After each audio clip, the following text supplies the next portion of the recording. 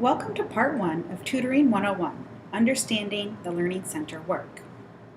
In this tutorial, we will cover the Learning Center mission and suite of services, the basics of one-on-one peer tutoring, your additional roles and responsibilities as a peer tutor, and the policies for conducting your work as a peer tutor with the MCAD Learning Center.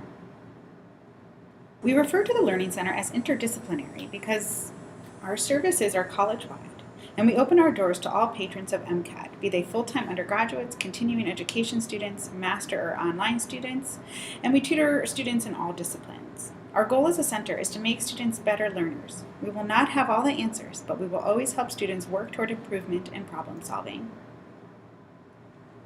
The Learning Center is committed to supporting all MCAD learners in their academic and professional endeavors, hiring and training the best qualified peer tutors and professional specialists, maintaining a caring, open, and encouraging environment, engaging in partnerships and collaboration across the college to ensure a well-informed and holistic approach to our services, and employing the best and most up-to-date theories, methodologies, and technologies in our work.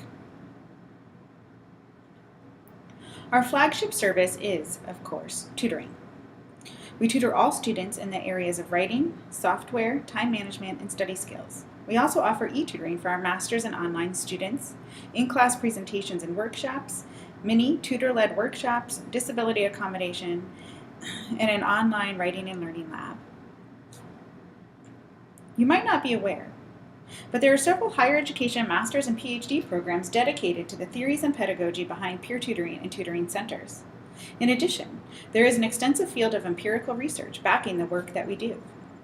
That research supports the notion that tutoring centers function best when students visit early and often, when students visit for all levels of improvement, from beginner to advanced or novice to expert, and when tutors and staff build a safe, encouraging environment for students' risk-taking and learning. Let's dive a bit deeper into our one-on-one peer tutoring. First, let's talk logistics. Students are encouraged to make an appointment before visiting because it will increase their accountability to and investment in the visit, and because it will help you, their tutor, to better prepare for the visit. We do, however, accept drop-in appointments. If a student drops in but has not yet activated their account in our reservation system, WC Online, by signing in via the intranet, please walk them through this process when they arrive. This will allow you to attach a client report form to their appointment. And don't worry, we'll cover details about using WC Online in the next portion of your training. Take a moment to review this checklist so that you are comfortable with how a standard tutoring session should progress.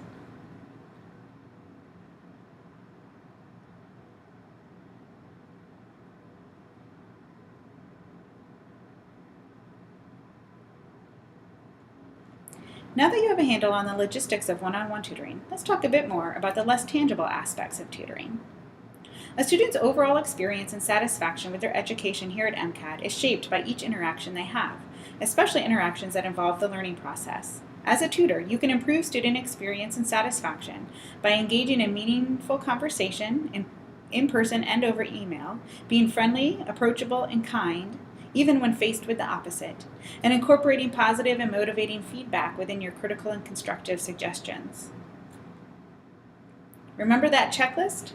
Let's dive a bit deeper into that.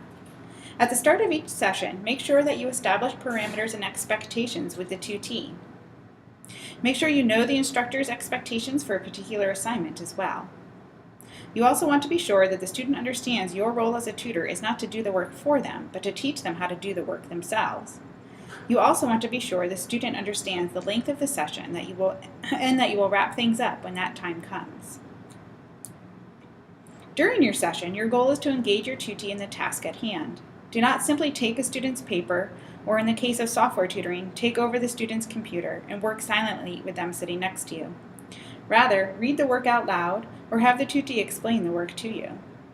Use Socratic questioning, which is covered in another section of your training, but in a nutshell means using questioning to get the tutee to think critically and problem solve.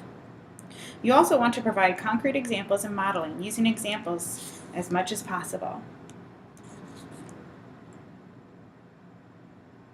To conclude each session, be sure you review with the student the main points you covered. Send them away with a list of specific goals or tasks or resources to continue improving their work, and always encourage them to return.